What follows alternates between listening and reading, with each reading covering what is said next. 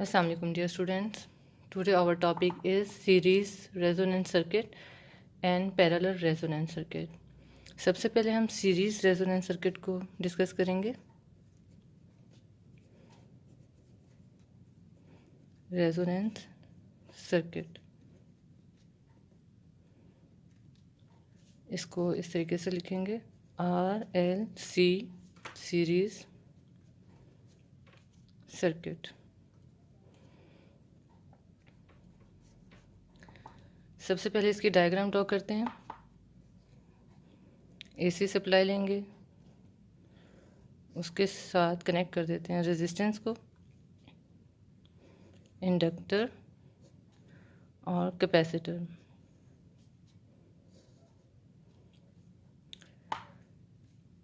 R, L or C. All the three components are compounds.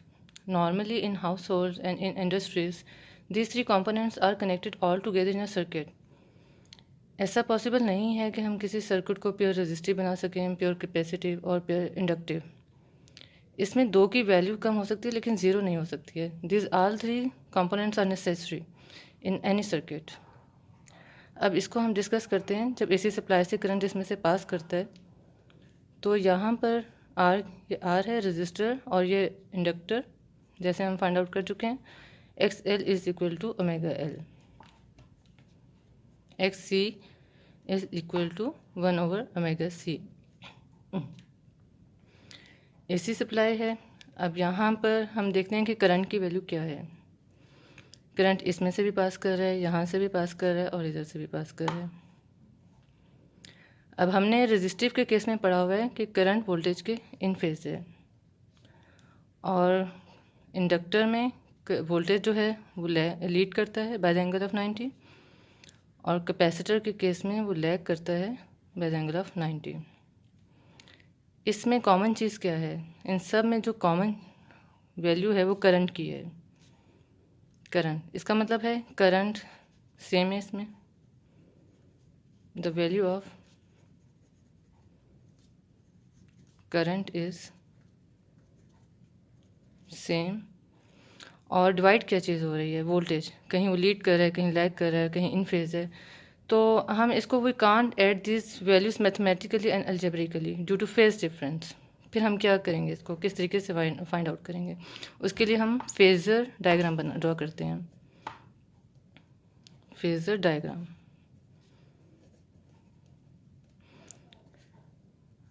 इसको यहाँ पर draw कर लेते हैं। Resistance, coil and capacitor. Phasor diagram को ड्रॉ करने से पहले चंद पॉइंट्स हैं जो हमने यहाँ पे लिखने हैं। Resistance, point number 1 is resistance. Resistance क्या है इसकी? R। सेकंड पॉइंट क्या है? Capacitive reactance. कैपेसिटिव रिएक्टेंस, जिसको किस सिंबल से रिप्रेजेंट करते हैं? XC से, और इसकी वैल्यू क्या है? 1 over omega C। Third point क्या है? इंडक्टिव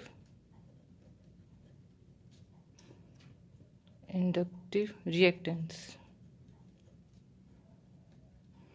इसको XL से रिप्रेजेंट करते हैं और इसकी वैल्यू है ओमेगा L। अब जब इसको सप्लाई दी जाती है, AC सप्लाई, तो इसमें से करंट पास करता है। शुरू में इसकी फ्रीक्वेंसी लो होती है। अब जब हम स्विच ऑन करते हैं तो इसकी फ्रीक्वेंसी लो होगी। यहाँ पर हम इसकी वैल्यूज़ भी पुट कर देते हैं, जो कि क्या है? 2 पाई FC, और इसकी क्या है? 2 पाई FL। At low frequency, at low frequency क्या होता है लो फ्रीक्वेंसी पर? जब फ्रीक्वेंसी लो होगी, कम होगी जब फ्रीक्वेंसी, क्योंकि इसमें इन्वर्स रिलेशन है, तो जो इसकी रिएक्टेंस है वो हाई हो जाएगी कैपेसिटेंस की। XC at low frequency, XC increases, और इंडक्टेंस क्या हो जाएगी? XL decreases. इसको हम रेजोनेंस तो सेम ही रहेगी, इन फेज़ है सेम रहेगी। इसको हम ड्रॉ कैसे करेंगे, क्योंकि ये अलोंग द एक्स एक्सिस है और ये इसकी वैल्यू एक्स सी कैपेसिटेंस है, ये इंक्रीज़ कर रही है डाउनवर्ड डायरेक्शन में, और एक्स एल जो है वो इंक्रीज़ कर रही है by the angle of 90 in upward direction. अब इसी तरीके से एट हाई फ्रिक्वेंसी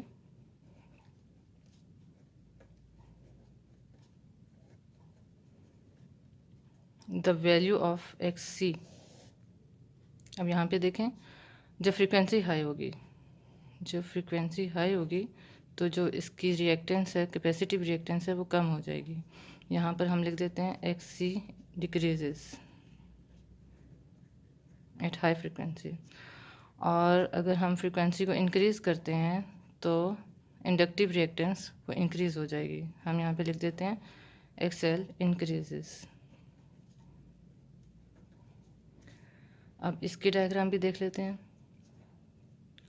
एक्स सी कम है और ये आर है, ये भी आर है। इसको हम एक्स सी से रिप्रेजेंट करेंगे और इसको हम एक्स एल से, क्योंकि ये इंक्रीज़ कर रहा है तो इसकी हमने जो मैग्नीट्यूड है वो लार्ज बनाई है और यहाँ पर एक्स सी की लार्ज बनाई है। अब एक ऐसा, ये तो हमने एट लो और एट हाई फ्रिक्वेंसी पे देखा है। एक ऐसा पॉइंट आता है जहाँ पर ये दोनों values same but in opposite direction, क्योंकि इनकी डायरेक्शन ऑपोजिट है। At certain frequency both behave equal but in opposite direction is called resonant frequency. वो पॉइंट जहाँ पर एक्स एल और X C equal but in opposite direction हो उसको resonant frequency कहते हैं। रेजोनेंट फ्रिक्वेंसी,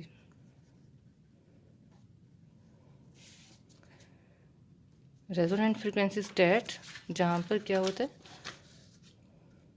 दोनों equal but in opposite direction में होते हैं। इसको हम इस तरीके से ड्रॉ करेंगे। अब इन दोनों की मैग्नीट्यूड सेम है लेकिन ऑपोजिट डायरेक्शन है। इसको हम एक्स एल से रिप्रेजेंट करेंगे, इसको एक्स सी से, और ये आर है। अब ये दोनों एक दूसरे के इफेक्ट को कैंसिल कर रहे हैं और जो सर्किट है वो रेजिस्टिव बिहेव करेगा। इसको हम रेजिस्टिव सर्किट कहेंगे, रेजिस्टिव सर्किट। जी, अब यहाँ पे इसको मैथमेटिकली प्रूव करने की कोशिश करते हैं रेजोनेंट फ्रीक्वेंसी को। Resonant frequency is that frequency जहाँ पर एक्स एल और एक्स सी की वैल्यू इक्वल होती है। इनकी वैल्यूज पुट कर देते हैं। ये किसके इक्वल होता है, ओमेगा एल, और ये एक्स सी किसके इक्वल होता है, 1 over omega C. Putting the value, पहले हम ऐसा करते हैं कि यहाँ पर ओमेगा, इसको इधर मल्टीप्लाई कर दें तो ये स्क्वायर हो जाएगा, 1 ओवर एल सी यहाँ पर आ जाएगा। और जब इसको अंडर रूट को ख़त्म करें तो यहाँ पर इसकी value 1 over under root L C. इसकी वैल्यू ओमेगा की होती है, जैसे हमें पता है omega is equal to 2 pi F. यहाँ पे पुट कर दें 2 पाई एफ, और यहाँ पे frequency is equal to 1 over 2 pi under root L C. अब ये फ्रीक्वेंसी क्योंकि रेजोनेंट फ्रीक्वेंसी है तो इसको हम सिंबल एफ आर से रिप्रेजेंट करेंगे। ये तो हमने इसको मैथमेटिकली प्रूव कर दिया रेजोनेंट फ्रीक्वेंसी को। अब हम यहाँ पर चंद पॉइंट्स हैं जिनको डिस्कस करते हैं। रेजोनेंस फ्रीक्वेंसी सीरीज़ का और जो पैरेलल रेजोनेंस सर्किट है उसको हम एट अ टाइम डील करते हैं ताकि हमें इजीली हम इसको अंडरस्टैंड कर सकें। तो इसको यहाँ पर मैं लिखूँगी series resonance circuit, series resonance, और यहाँ पे पैरेलल रेजोनेंस। जी, अब इनके पॉइंट्स हम सेपरेट डील करते हैं। फ्रीक्वेंसी, सबसे पहले हम देखते हैं फ्रीक्वेंसी।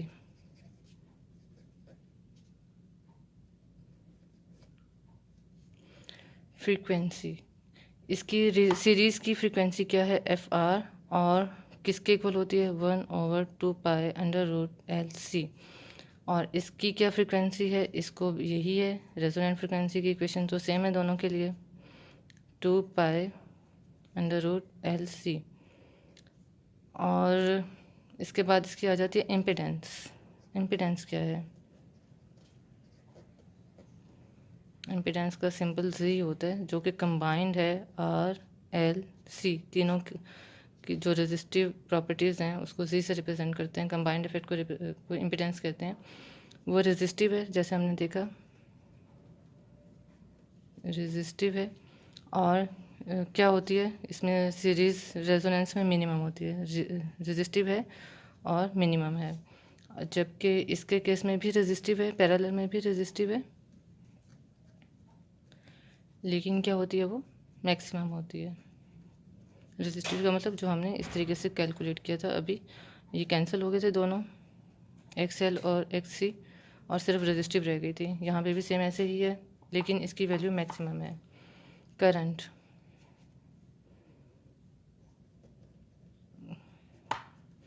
करंट कैसा है, इसको करंट को हम ड्रॉ करते हैं एक डायग्राम से। ये करंट की वैल्यू है। यहाँ पर हम इसको करंट को ड्रॉ करते हैं किसके वर्सेस, फ्रीक्वेंसी के versus.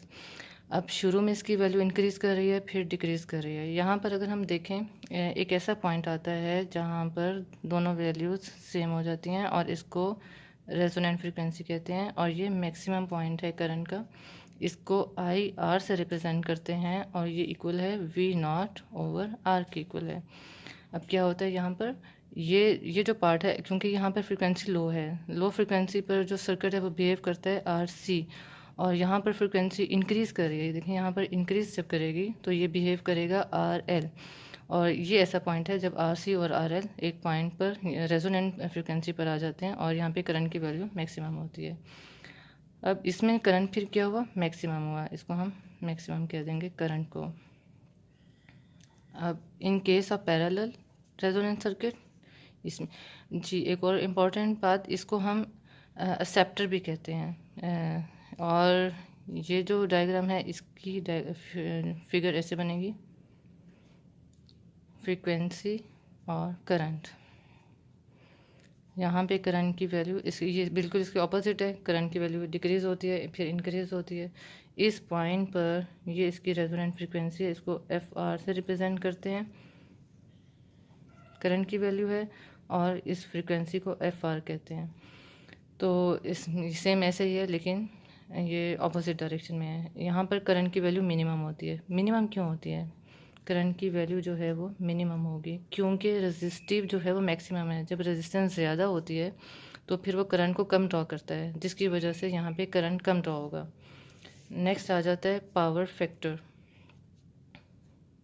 Power factor, power factor का इक्वेशन हम पढ़ चुके हैं, P = VI cos phi। इसको हम पावर फैक्टर कहते हैं। इस केस में सीरीज़ रेजोनेंस में पावर फैक्टर जो है वो मैक्सिमम है, और इसमें भी मैक्सिमम है, पैरेलल में भी मैक्सिमम है जी। अब और इसमें जो सबसे लास्ट वाला पॉइंट है अगर आप देखें, वो at resonance frequency. At resonance series में क्या होता है, वोल्टेज ड्रॉप अक्रॉस द, अगर डायग्राम हम देखें, voltage drop across the inductor and capacitor, इसकी वैल्यू जो है वो ग्रेटर देन सप्लाई सोर्स। अगर वोल्टेज की वैल्यू यहाँ पे जो ड्रॉप हो रहा है और इसकी ग्रेटर है सप्लाई वोल्टेज के, तो इसका मतलब क्या है, इसका मतलब ये है कि क्योंकि ये दोनों कंपोनेंट्स एनर्जी को स्टोर करते हैं, जब वो एनर्जी को स्टोर करेंगे तो उसमें ग्रेटर हो जाती है वोल्टेज की जो सप्लाई है, यानी यूटिलाइजेशन है वो ग्रेटर हो जाती है। लेकिन इससे कोई फ़र्क नहीं पड़ेगा क्योंकि ये दोनों अपोजिट डायरेक्शन में होने की वजह से एक दूसरे के इफेक्ट को कैंसिल कर देते हैं, और सर्किट में फिर कोई कोई फ़र्क नहीं पड़ता। इसलिए हम यहाँ पे लिखते हैं VL and VR greater than VRMS, यानी जो कंपोनेंट्स का वोल्टेज है वो सप्लाई वोल्टेज से ज़्यादा होता है। क्यों होता है, क्योंकि ये क्या करते हैं, एनर्जी को स्टोर करते हैं, energy, storage of energy, energy को स्टोर करते हैं, जिसकी वजह से यहाँ पर, लेकिन फिर होता क्या है, ये एक दूसरे के इफेक्ट को कैंसिल कर देते हैं, इसलिए टोटल वैल्यू यहाँ पर सेम रहती है। और करंट के केस में भी ऐसे ही है, यहाँ पर ब्रांच करंट, यहाँ ब्रांच करंट की वैल्यू जो है यानी आई एल जो इंडक्टर में से पास कर रहा है और जो पास कर रहा है कैपेसिटर में से, उसकी वैल्यू ग्रेटर देन है आई आर, यानी सप्लाई में से जो करंट पास कर रहा है उससे इन दोनों की वैल्यू ग्रेटर है। और इससे भी सेम ऐसा ही है, कोई फ़र्क नहीं पड़ेगा क्योंकि एक्स एल और एंड एक्स सी ऑपोजिट होने की वजह से इफ़ेक्ट को कैंसिल कर देंगे और इसके करंट पे कोई फ़र्क नहीं पड़ेगा। जी बच्चों, ये तो डिस्क्रिप्शन थी इसकी सीरीज़